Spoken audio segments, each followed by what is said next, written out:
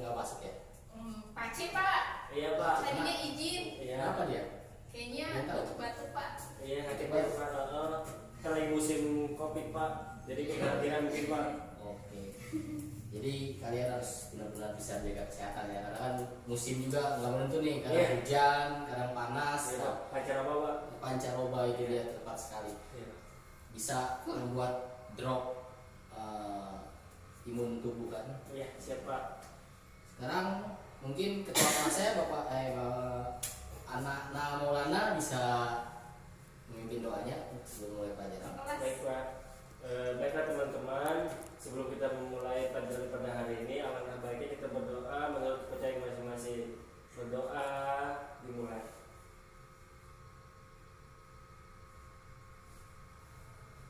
Selesai. Alhamdulillah. Hari ini gimana kabarnya? Sehat semua? Alhamdulillah Pak, sehat Pak. Sudah siap menerima pelajaran belum? Sudah Pak, insya Allah siap Pak. Sebelum itu kita, karena untuk menerima materi kita harus fokus yang penting ya. Iya Pak. Betul, Pak. Kita ice breaking dulu deh. Oke Pak, siap Pak. Ice breakingnya biar melatih fokus kalian. Bapak akan memberi aba-aba menunjuk anggota tubuh Ya, dan Pak. kalian harus mengikuti sesuai apa yang perkataan Bapak, bukan pergerakan Bapak. Siap Pak, siap. Oke ya. Kita mulai ya. Iya Pak. Tangannya di depan semua. Ayo. Ayo. Tunjuk hidung. Hidup. Oke, pintar. Depan, tangan, siap-siap, perhatikan. Tunjuk mata. Iya Pak. Matanya ke Bapak dong. Oh Iya, iya. ini nama Bapak. Oke. Lagi. Tunjuk alis. Iya Pak, habis Pak. Oke. Tunjuk mulut. Iya Pak, udah Pak. Oke, fokus semua ya, tangan.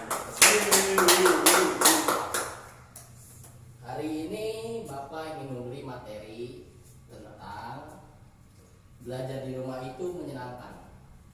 Kira-kira pendapat kalian belajar di rumah itu yang seperti apa sih? Belajar bareng orang tua Pak. Oke, ada lagi? Kalau belajar di rumah kurang fokus Pak. Belajar di rumah kurang fokus. Ya Pak, saya jadi lebih agak bodoh Pak kayaknya belajar di rumah. Oke. Dari judul ini ambigu nggak sih judulnya kan, karena belajar di rumah itu menyenangkan. Sedangkan kalau di sekolahan kan belajar di rumah itu identik dengan libur ya. Iya. Pak, ambigu itu apa Pak ya? Oh ya, ambigu itu satu kata tapi mempunyai dua arti yang berbeda, beda konteksnya gitu. Iya Pak. Nah, ini berarti nggak membuat kamu ini ya, nggak membuat kamu bingung ya. Oke Pak. Iya Pak. Belajar di rumah itu merupakan kegiatan yang produktif. Ada yang mengerti maksudnya? Nggak tahu Pak, saya Pak. Nah, ini bedanya belajar di rumah dalam artian libur, seperti yang kalian sering dengar dari guru-guru lain, besok kita belajar di rumah ya, karena ada rapat segala macam kan. Tapi belajar di rumah ini, belajar di rumah yang dalam arti yang sebenarnya, dan itu merupakan hal yang produktif. Di rumah itu nggak cuma main boleh, cuman tapi asal bisa manajemen waktunya. Dan belajar itu merupakan hal yang produktif dan baik untuk diri kalian, untuk prestasi belajar kalian. Gitu. Kita masuk ke slide selanjutnya. Faktor-faktor yang menjadikan belajar di rumah menyenangkan. Pertama, faktor kondisi tempat belajar. Seperti apa tuh Pak? Oke, tempat yang belajar yang nyaman itu diri kalian yang tahu. Kalian lebih nyaman di mana tempat belajarnya? Di rumah kah? Atau di outdoor, di luar ruangan, Di taman gitu. di taman, di kafe misalkan, kalau kalian suka minum kopi gitu kan, atau di tempat yang mempunyai pemandangan yang indah lah seperti itu. Jadi faktor itu juga sangat mempengaruhi sangat mempengaruhi mood kalian dalam belajar. Seperti itu. Yang kedua, faktor cuaca. Kalian kalau di sekolah lebih nyaman mana? Ketika panas apa hujan? Hujan Pak. Kenapa Maulana hujan? Karena kalau hujan itu dingin pak, kalau panas kan kita jadi berkeringat jadi nggak fokus pak. Nggak fokus. Iya. Kalau Ida enakan apa? Enakan nggak panas nggak hujan kayak cuacanya mendung. Cuaca mendung aja ya. Oke. Memang faktor cuaca itu sangat menentukan mood kita dalam melakukan pembelajaran seperti itu. Cuaca dingin memang lebih apa? Lebih menguntungkan kita, lebih mendukung kita untuk belajar, karena kan kalau dingin otomatis itu lebih rileks kan badan kita, pikiran kita itu lebih rileks. Begitu juga tidur. Kalau tidur suhu udara harus di bawah 20 derajat. Tidur yang bagus itu harus di bawah 20 derajat karena itu bisa memperdalam tidur. Begitu juga dengan belajar. Suhu yang terlalu panas membuat kita nggak konsen. Iya betul pak. Makanya kan di sini ada kipas, kalian lihat ya, baru kipas tapi belum sampai ke AC gitu kan. Sekolah kita mungkin belum sampai tingkat sana gitu. Iya. Tapi itu menurut kalian membantu nggak ada kipas itu? Sangat membantu pak. Membantu ya. Iya pak. Oke. Kira-kira Pak, Dan faktor yang ketiga itu faktor kondisi diri. Maksudnya apa kondisi diri? kayak lagi fit atau enggak gitu ya? Betul, dalam artian fisik, Iya. dalam kondisi fisik. Ada yang tahu lagi kondisi diri maksudnya apa? Maulana? Kondisi pada saat sebelum kita jalan sekolah pak, kan biasanya ada tuh pak kita sebelum jalan sekolah kadang udah kena omelan orang tua pak, jadi ketika kita ke sekolah mood kita udah nggak bagus pak. Oke, itu juga bisa. Benar semua. Pak, yang dimaksud kalian tuh faktor kondisi diri itu yang seperti itu. Kondisi fisik. Kalau kalian misalkan lagi flu atau lagi pusing, itu pasti kepada pembelajaran kalian terganggu. Nggak konsen. Apalagi kalau hidung udah mampet itu kan Iya. sangat mengganggu konsentrasi dalam belajar. Terus pak. Di samping kondisi fisik ada juga kondisi psikologis seperti yang tadi Maulana bilang, mau berangkat atau mau diomelin orang tua misalkan. Terus macet misalkan itu sangat mengganggu. Hujanan, baju basah kan nggak enak kalau dipakai ini kan, dipakai belajar. Seperti itu. Ada lagi kondisi diri itu nggak cuma kondisi yang terlihat, ada lagi kondisi pembawaan dari si individu tersebut. Ada individu yang slow learner, artinya dia lambat dalam menerima pembelajaran. Iya pak. Nah, itu juga menjadi hambatan dalam pembelajaran. Dan itu mungkin pendekatannya beda lagi. Nanti itu ada pendekatan khusus untuk anak-anak yang seperti itu. Iya pak. Kita masuk ke slide ketiga. Faktor-faktor yang membuat belajar di rumah menyenangkan. Pertama, suasana belajar. Kalian paham nggak maksudnya suasana belajar itu seperti apa? Bising. Ya pak, bising atau lagi ada acara keluarga hajatan gitu pak. Oke, betul sekali. Maksudnya suasana belajar itu seperti itu, suasana atau lebih tepatnya kondisi tempat kalian belajar itu seperti apa? Kalian juga harus pintar-pintar memilih tempat belajar. Suasana belajar itu harus kondusif, harus tenang. Karena kan nggak mungkin juga kalian belajar dalam kondisi yang bising. Ya. Contohnya di pinggir jalan Ya betul. atau di pasar misalkan, Betul, itu Pak. nggak akan kondusif seperti itu. Satu, sarana prasarana yang nggak kurang. Kedua, kondisinya kan banyak suara-suara masuk yang membuat kepala pusing malah yang ada. Kedua, memilih waktu yang tepat. Ada nggak waktu-waktu khusus untuk kalian belajar? Kalau saya malam pak. Malam.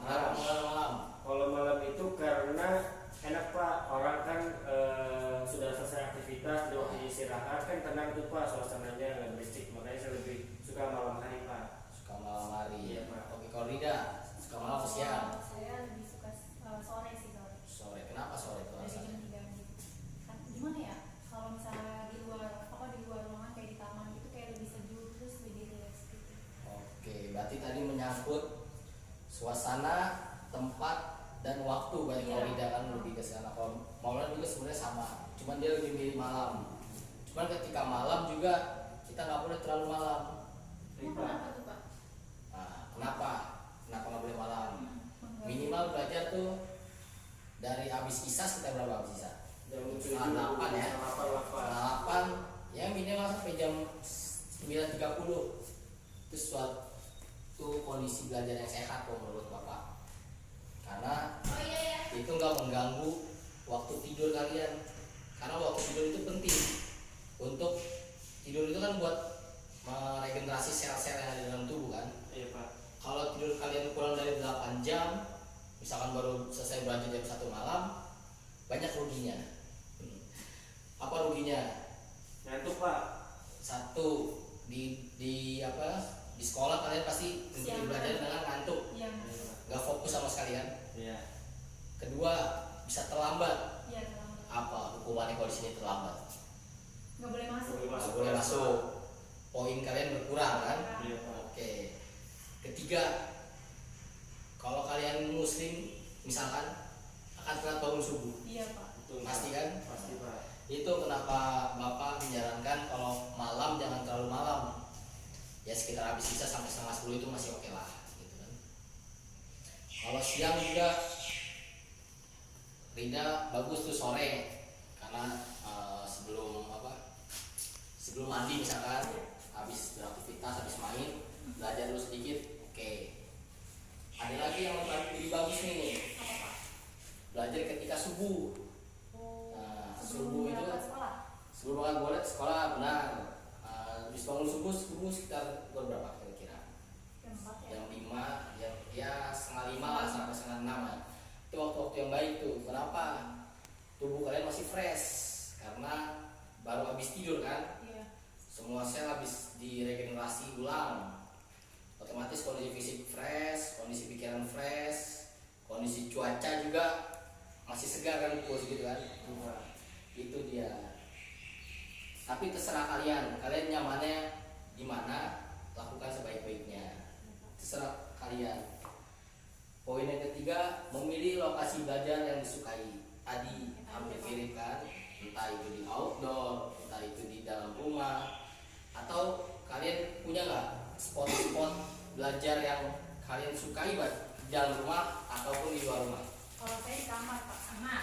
Di kamar, Karena lebih kondusif. lebih kondusif ya. Kalau di luar rumahnya, kalian ada yang punya nggak tempat favorit di luar rumah? Ya ada Pak. Ya, Di sebelah rumah saya ada saung Pak. saung. Iya, di bawah pohon mangga Pak. Itu sangat enak banget Pak, nyaman. Oke, masuk sih logika, karena di bawah pohon belajar kalau sore atau siang hari di bawah pohon itu kan pohon mengeluarkan oksigen kan. Oksigen Pak. Itu pasti sangat segar sekali. Betul Pak. Itu bagus banget itu buat oksigen kan, makanan otak juga. Jadi antara belajar didukung oleh asupan oksigen yang banyak, membuat kondusif sekali belajar itu nantinya, dan dapat manfaat yang banyak pasti dari situ kan. Siapa? Itu bagus. Yang terakhir nih, faktor-faktor yang membuat belajar rumah menyenangkan. Memadu padankan dengan kegiatan yang disukai.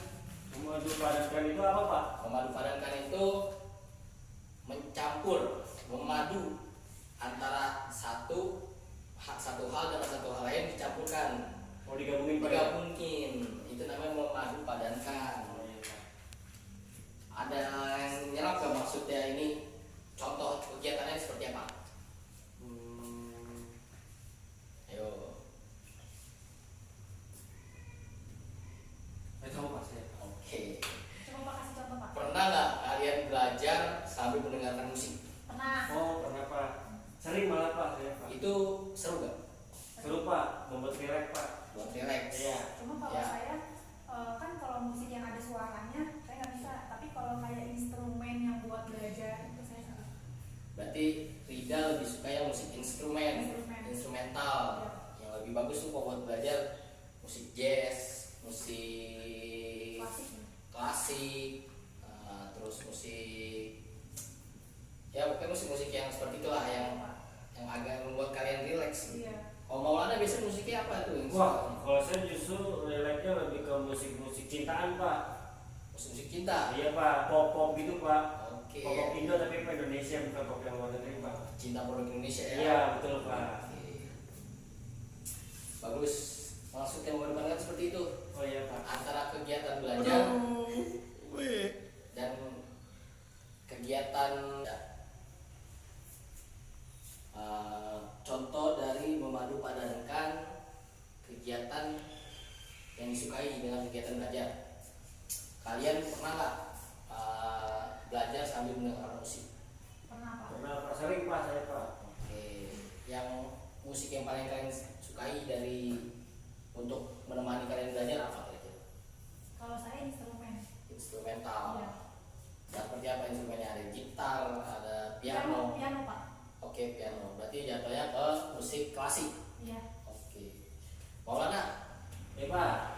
Kalau saya lebih sebenarnya saya suka juga pak musik instrumental pak, instrumental yang trompet itu apa pak namanya pak? saksofon. Saksofon pak. Tapi saya lebih banyak atau lebih sering dengerin lagu-lagu pop Indonesia pak. Saya nggak suka pop luar negeri, saya suka pop Indonesia pak. Indonesia. Iya pak.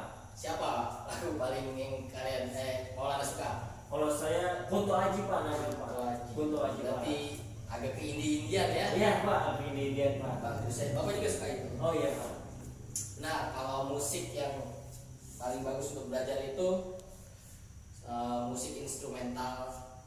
Bukan yang nggak berarti Maulana nggak bagus, juga bagus, tergantung selera ya. Iya pak. Tapi menurut beberapa penelitian, musik-musik instrumental terutama blues, jazz, klasik itu memang mendukung kemampuan otak untuk belajar gitu. Jadi lebih efektif gitu untuk belajar lagu-lagu seperti itu timbang misalkan hardcore Iya. atau black metal itu yang ada kalian nanti nggak fokus, cenderung pusing kan nanti. Iya pak. Oke. Dan selain musik, ada lagi nggak yang pernah kalian ini lakukan untuk memadu padankan antara belajar dan hal yang lain? Sambil ngemil. Iya. Jadi kayak Kenapa sambil ngemil? kan kadang kita juga belajar kayak apa gitu ya. Jadi kayak biar fokus aja gitu ntar bisa ngemil ntar belajar lagi ntar ngemil. Oh iya pak, karena kan kalau kita belajar kan itu menguras tenaga pak ya, kayak otak bekerja pak ya. Jadi kita tuh pasti bawaannya lapar gitu pak. Benar kata Rida pak. Mengemil ya. Tapi menurut kalian bagus nggak sambil belajar sambil mengemil? Sebenarnya sih enggak pak. Kalau menurut saya juga sebenarnya Kenapa enggak? Kenapa enggak? Kalau saya karena menurut saya sebenarnya itu malah jadi nggak fokus sebenarnya pak. Karena kita di satu sisi kita harus ngabisin makanan, di sisi kita harus belajar pak. Jadi kayak nggak fokus aja pak. Tapi lebih bahaya lagi pak kalau misalkan kita belajar sambil kelaparan pak. Jadi kalau saya sih lebih ke makan dulu baru nanti belajar lagi pak. Gitu. Oke, kira-kira Rida deh nih ya suka ngemil. Cemilan apa yang paling kamu suka ketika belajar kira-kira? Makanan ringan kayak ciki-cikilan gitu sih. Gitu ya. Buat ganjel aja. Kalau menurut Bapak ya bagus belajar sambil mengemil itu buat ngisi perut karena berpikir itu membutuhkan energi yang banyak. Iya. Cuman ketika kalian nyamannya belajar di malam hari dibarengi dengan mengemil, terutama mengemil ciki atau mengemil karbo yang terlalu berlebih, itu mempengaruhi kesehatan kalian.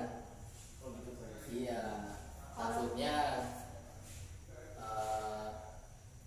badan kalian, berat badannya yang lagi diet itu kan nggak boleh naik atau gimana, dan rentan akan resiko diabetes karena kan kalau malam itu makan terakhir paling boleh itu sekitar jam 8. Makan ke atas Pak, itu nggak boleh makanan berat. Makanan ringan masih oke, cuman harus dikasih jeda kan antara makan dan tidur minimal 2 jam. Oh seperti itu pak. Iya, kalau kalian makan makanan ringan misalkan jam 9, otomatis kan harus ada jeda 2 jam. Jam 12 baru kalian bisa tidur. Kira-kira itu mengganggu nggak aktivitas kalian di pagi harinya? Pasti mengganggu pak, ngantuk pak di sekolah pak. Tadi kayak Kalau saya kan sore pak.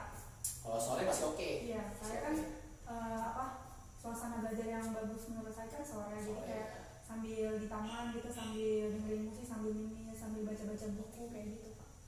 Tapi kalau di taman tuh kondusif gak kira-kira? Soalnya kan saya pakai headset Pak. Pakai headset ya. Iya, sama. Berarti tadi memadu padankan gak masuk tuh pakai Iya, musik Pak. kan? Hmm. Oke, bagus banget tuh. Tapi ada taman yang enak di dekat rumah Lida. Paling tamannya sih Pak, kalau nggak di luar rumah kayak di dekat apa sih? Kayak dekat kolam ikan gitu. Oke, Di dekat karena air, suara dekat air. unsur air ya. Iya. Seger gitu kan. Iya, seger. Oke, bagus banget tuh. Tidak. Terakhir, manfaat belajar di rumah. Belajar di rumah itu banyak manfaatnya ternyata. Yang pertama, memperkuat ingatan atas materi yang sudah dipelajari di sekolah.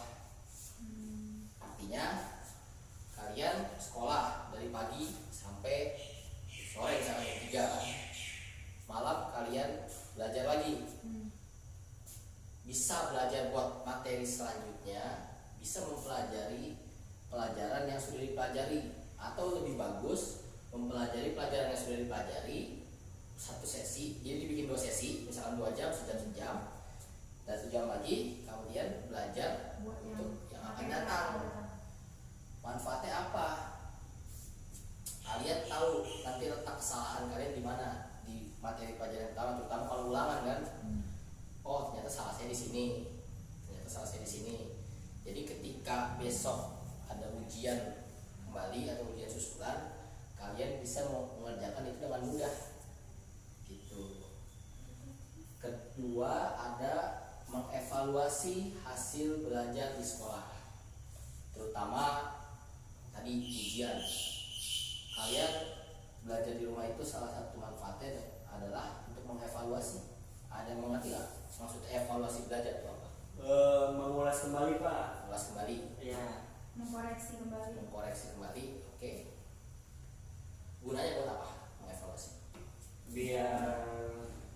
Biar tahu salah sama benar dari mana. Betul. Terus ya sama saya Pak.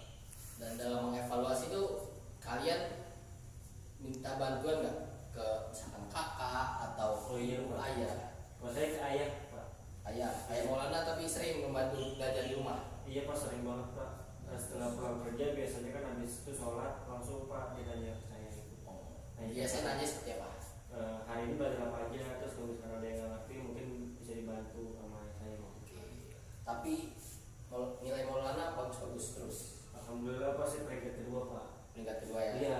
Oke. Kalau Rida gimana? Yang ketiga Pak. Yang ketiga, bener ya, bagus. Yang peringkat pertama si Paci itu nggak masuk ya? Iya Pak, dia Sayang Dia dia. lagi sakit Pak. Lagi sakit ya. Nah itu dia. Manajemen waktunya sih sebenarnya harus benar. Jadi antara main dan belajar harus imbang. Kalau kebanyakan main badan capek. Dia kebanyakan belajar itu Pak. Kebanyakan belajar. Makanya peringkat 1 kan. Iya. Bagus, cuman jangan terlalu begitu juga. Kita harus mengerti kondisi fisik kita, jangan terlalu diforsir gitu buat harus belajar. imbang ya Pak. Harus imbang, bagus tuh belajar sambil makan. Jadi mungkin si Pace ini lupa, Iya. lupa makan, kasihkan belajar, itu salah juga sebenarnya. Bukan salah, kurang tepat. Gitu.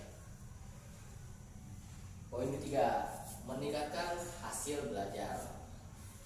Otomatis kalau kalian sering mengulang pelajaran yang sudah kalian terima, di otak atik lagi tuh, misalkan matematika, ini dapetnya dari mana nih? Kalian salah, karena otak kalian sendiri, otomatis kalian kan tahu. Nah terus yang akan datang ketika besok materi disampaikan, kalian sudah tahu, dan pas guru menanyakan kalian bisa menjawab. Itu kan suatu peningkatan. Guru juga akan mengapresiasi kan, wah ini anak bagus nih. Otomatis nilai kalian nanti akan bagus di akhir semester. Untuk mengevaluasi tadi pun sama, mengevaluasi hasil ujian misalkan. Ketika itu misalnya ujian harian, nanti ketika UAS atau UN atau UTS, kalian sudah nggak kebingungan lagi, karena di ujian hariannya kalian sudah mengevaluasi lebih lanjut gitu apa yang sudah kalian dapat. Otomatis meningkatkan hasil belajar. Kayak Maulana peringkat kedua bisa jadi peringkat 1. Oh iya betul Pak. Karena rajin di rumahnya, nggak cuma mengulas gitu, mengulas. Dan Rida ketiga bisa jadi kedua karena rajin. Tapi bisa juga turun nih Pak, tergantung kitanya Pak ya. Tergantung kita, makanya bapak kasih materi ini gitu. Ini sebenarnya kalau belajar di sekolah itu kan makanan pokok misalnya istilahnya. Kalau ini cemilannya, belajar di rumah tuh cemilannya, Makanan ringan lah Pak ya. makanan ringan. Kalian kalau makan makanan pokok doang enak kan? Enggak Pak. Berapa? Kurang enak kan? Ya. Kurang nikmat hidup kan? Nah, makanya dikasih Cemilan. cemilan untuk apa? Memperkuat dari makanan pokok itu. Ya, dan energi nambah otomatis.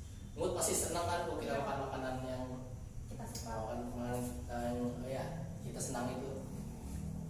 Nah, kita sampai sekian dan terima kasih. Ada yang bisa menyimpulkan nggak atau cerita gitulah tentang pengalaman belajar di rumah yang asik maupun yang tidak asik, yang mengenakan maupun tidak mengenakan, misalkan kendala-kendala atau apa segala serah. Saya cerita tapi sambil sedikit menyimpulkan yang saya tangkap aja Pak ya. Siap, bagus. Ya, Pak.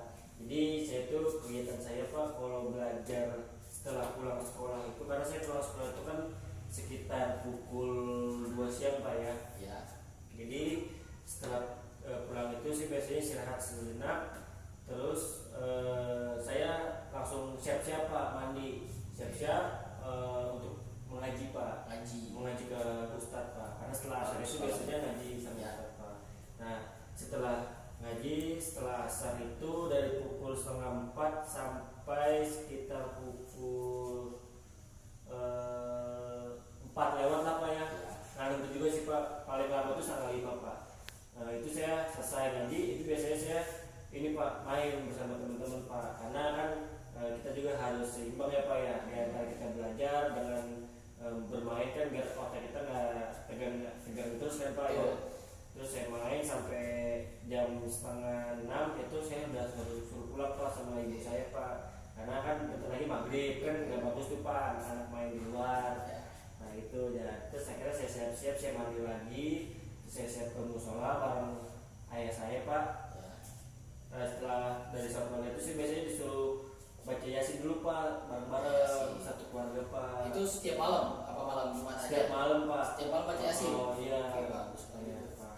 Karena keluarga saya Pak, dari apalagi dari ayah saya itu Pak, kalau Organis. untuk agama itu kuat Pak. Jadi seperti itu. Nah, setelah baca yasin baru saya nanti makan bersama sama keluarga. Terus habis makan itu biasanya saya sebenarnya waktunya bebas Pak. Cuman kalau saya lebih memilih mengulas kembali Pak. Dan biasanya juga ayah saya nanya juga Pak, nanya tentang hari ini belajar apa, terus ada yang mengerti gak, mau diajarin gak, atau saya dibantu juga Pak kalau ngulas-ngulas gitu, walaupun saya ngerti tetap dikasih masukan lagi Pak, itu Pak buat wawasan saya Pak. Nah biasanya itu kadang saya belajarnya itu kan yang saya bilang tadi Pak, saya di samping kampus itu ada sahur Pak yang dibuat bersama ayah saya untuk keluarga lah intinya Pak itu. Jadi saya belajar di situ, kadang juga tiba-tiba teman saya pada datang Pak, teman-teman sekolah saya Pak datang ke situ, kita rame-rame belajar. Kadang kita sesaat kita bercanda, terus kita belajar bareng lagi, mengulas lagi seperti itu. Bagus banget ya. Jadi antara main, belajar, mengaji, ibadah itu dapat semua. Iya Pak. Itu manajemen waktu bagus banget kamu. Ya karena dari orang tua saya, kalau dari ibu saya Pak, kalau untuk waktu itu sangat disiplin Pak. Bagus Itu Pak. Nah, boleh saya menyimpulkan dikit tuh Pak? Boleh. Boleh. Jadi kalau misalkan dari Bapak yang jelasin tadi, yang bisa saya simpulkan sih sebenarnya nggak terlalu banyak Pak ya. Ya. Jadi paling intinya aja bahwasannya kalau misalkan setelah sekolah itu kita masih mempunyai waktu-waktu luang itu Pak ya. Nah lebih baik waktu luang itu kita manfaatin untuk mengulas kembali pelajaran yang ada di sekolah. Betul Dan sekali. juga jangan lupa dengan kewajiban-kewajiban kita di rumah seperti membantu orang tua dan lain-lainnya gitu Pak. Terus yang terpenting adalah belajar itu yang menakutkan Pak. Betul. Ya, Pak. Jadi mengasihkan ya. Mengasihkan, Pak. Apalagi di rumah kalian bisa memilih tempat yang kalian sukai. Ya, betul. Bapak juga mau cerita sedikit dulu waktu Bapak masih sekolah juga. Bapak menerapkan ilmu ini. Oh gitu Pak. Ya, Bapak sore pulang sekolah sekitar jam 3 mandi,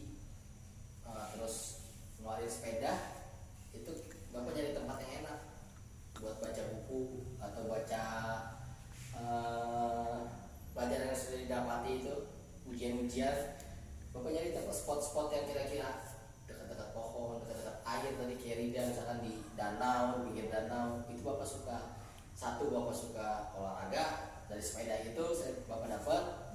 Kedua itu pengevaluasian pelajaran tadi bapak juga dapat. Otomatis dalam sekolah ya alhamdulillah nggak pernah lepas dari 3 besar gitu kan. Iya, Pak. Alhamdulillah. Jadi untuk hari ini tadi kesimpulan udah bagus banget, dapat semua poin dari awal sampai akhir kesimpulannya. Terima kasih, Pak. Maulana saya terima kasih. Iya, Pak. Sekian untuk hari ini Bapak ucapkan.